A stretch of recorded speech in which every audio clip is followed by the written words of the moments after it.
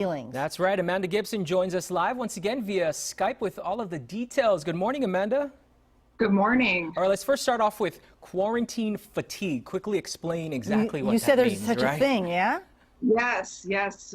We're starting to really talk about it in those terms. And specifically, quarantine fatigue really affects people who had pre-existing mental health conditions before the pandemic.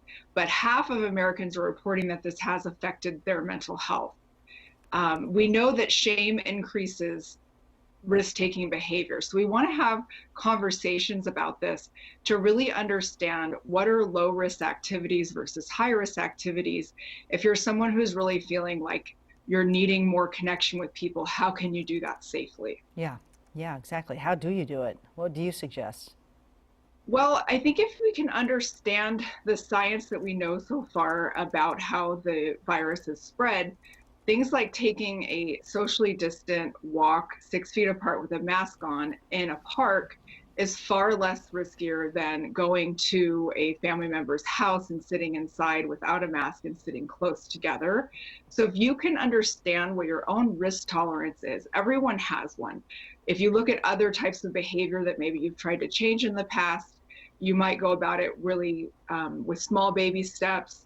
You may feel like the risk is too much for you, and you need to be able to communicate that and really talk about your feelings underneath your own experience of risk and communicate that with the person that you're going to interact with.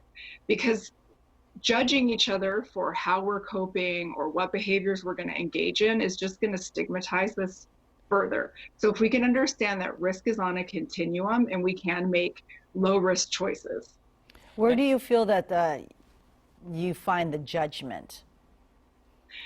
I'm seeing a lot of judgment between couples, actually, where Oh, one person in the couple might be more risk adverse and the other person has a little higher risk tolerance.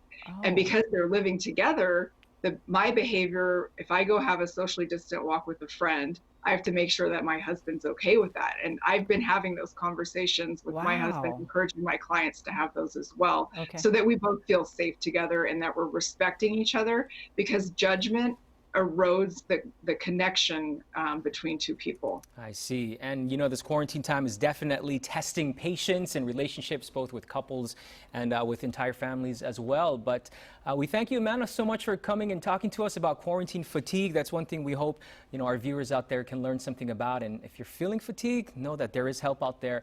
And we have people like you out in our community to give all You that. can find her at the Counseling Collab, 4825 J Street in Sacramento, yeah?